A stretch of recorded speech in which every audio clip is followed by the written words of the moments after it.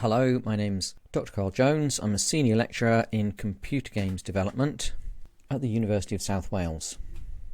And I'm going to be talking about real-time, realistic skin and face rendering and the problems of creating lifelike representations of people in, for example, modern computer games is a challenge. The traditional method of using a polygon mesh of an object or a face and applying a texture map contains a lot of detail, but it doesn't capture the complexity of living skin, and the results are often lifeless. My research at the university has involved the development of a 3D stereo camera in conjunction with an industrial partner, and the primary application of the camera is in a clinic. But we've come to realise there are many other areas, including computer games, where we could apply this technology. The 3D camera is based on stereophotogrammetry. It captures a high-resolution stereo pair from slightly different viewpoints, and then using stereo matching we can create a dense 3D reconstruction. And in addition, we have a detailed diffuse texture map that we can apply to provide facial detail such as hair, skin pores, freckles, etc. Now, the camera that we've created, being developed for a clinical setting, has been calibrated for accurate colour and 3D measurement. It was never particularly designed for producing lifelike and realistic representations of a face. The lighting model that we use for reproducing the facial measurements in a virtual environment are the direct lighting model. With the direct lighting model, the reflectance is separated into three components that are handled independently.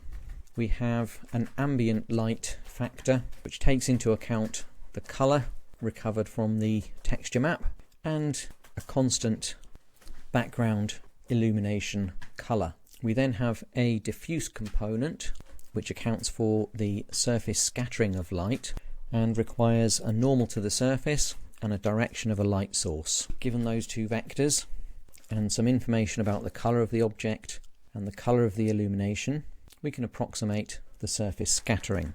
The final component is the surface reflectance, or the specular reflectance. For this we require a vector pointing towards the viewer and a reflection vector, which is a reflection of the light source around the surface normal. Given these two vectors, we can compute an approximate specular reflection that takes into account the glossiness of the surface and the specular component of the direct illumination. These three components are added together to produce the final colour of our rendered face. The texture map that we capture with the Stereo 3D camera removes the specular component of the lighting, and it does this using cross-polarization. So a polarizing filter is placed between the light source and the object, and a second orthogonal polarizing filter is placed between the object and the camera. Specular light retains its vertical polarization, so is removed by the horizontal filter. However, the diffuse lighting components, or the scattered light, is unpolarized, so the majority of it passes through the horizontal filter and is recorded by the camera. Here you can see renderings of the individual components. The ambient, diffuse and specular components are combined to give a somewhat realistic rendering of a face. The result of using a simple lighting model such as this works reasonably well in an environment that has sufficient background illumination. However, under lighting conditions where the background illumination is low, as in the right image, the result is harsh and lifeless. So we'd like to improve this to have a representation that is more realistic. The problem appears to be due to subsurface scattering of light. Skin is translucent, so that light passes into the skin. It's scattered beneath the surface of the skin. The subsurface scattering is what gives skin its soft and slightly waxy appearance. No surprise then that lifelike models of celebrities are created using wax. But as you can see from these two images, even a wax model isn't entirely realistic. So wax, although it has subsurface scattering, it only represents a single layer of tissue. Skin, however, has multiple layers of tissue that absorb and scatter light differently. So we need a model of subsurface scattering for skin that accounts for these different layers. This slide illustrates the process of measuring the diffusion profiles for real skin. These diffusion profiles can be used to create realistic models of multi-layered skin. The process is relatively straightforward. In this example, I've used a light projector to project a narrow white band, and in darkness I've captured an image using a digital camera with fixed white balance settings. The image can then be processed to recover the relative diffusion profiles for the red, green and blue components of the light that is scattered beneath the surface of the skin. Having processed the image, you can see in this graph the relative scattering of the red, green and blue components of light through the skin of my hand. So the problem comes down to creating a realistic model that can account for these diffusion profiles, but is relatively fast and easy to compute. This brings us to The Matrix Reloaded from 2003, and what you can see here is a single frame from the movie which is entirely virtual and rendered on a computer. When working on The Matrix Reloaded, Lewis and Bolshakov recognised in order to achieve the realism that was required for the film, they needed to account for subsurface scattering. They also realised that 3D models of light diffusion were too computationally expensive to render the massive number of frames that were necessary given the time available. They solved this problem by computing the light diffusion in 2D space rather than 3D space. In the image, you can see the lighting rendered in texture space as if the skin has been unwrapped from the face. Then the subsurface scattering is computed in 2D as opposed to 3D. This meant massive savings in processing time and was compatible with GPU processing. Here you can see a real image of Neo on the right compared to a generated image that was generated for Matrix Reloaded using texture space diffusion compared to a wax model on the left.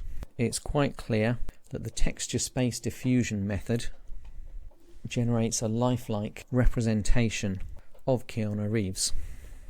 This brings us to the modelling of the diffusion profiles. Dion and Lebesgue point out in GPU Gems 3 that a diffusion profile can be approximated with a sum of Gaussians. Gaussian blurring is separable into a horizontal pass and a vertical pass, which massively reduces the processing required.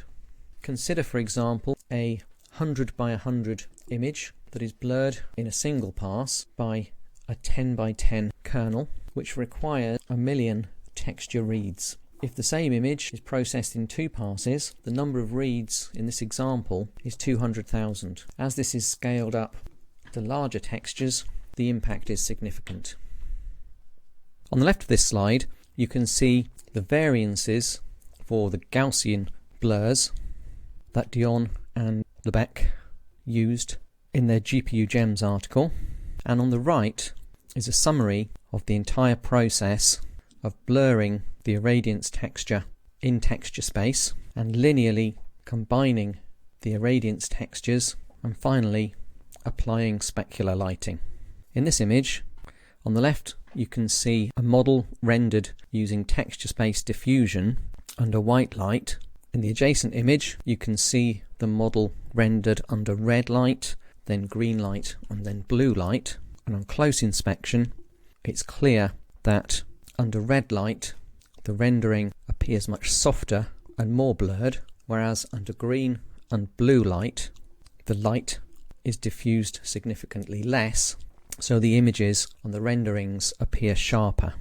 This is what we expect from the diffusion profiles in the previous slide. This demonstration of real-time subsurface scattering using texture space diffusion was implemented in DirectX using HLSL Shader Model 5.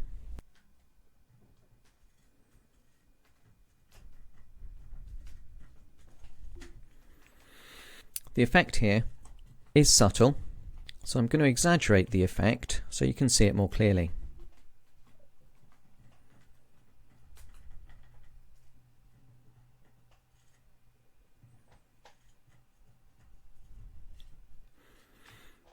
When we reduce the ambient lighting, the effect is far more significant. If we switch off texture space diffusion, you can see the skin is harsh and lifeless.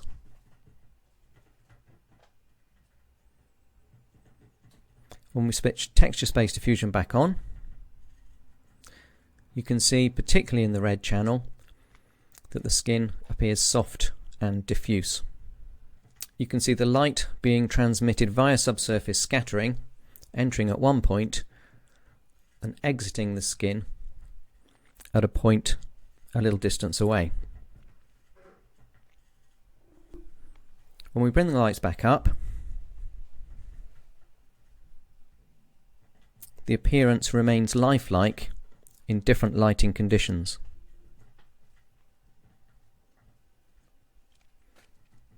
If we switch from a white light to a red light, you can see that the texture space diffusion is more extreme in the red channel than it is in the green and blue channels. The green and blue channels, the texture remains sharp. This matches the diffusion profiles which are based on real skin, where in the red channel light is scattered much more than in the green and blue channels.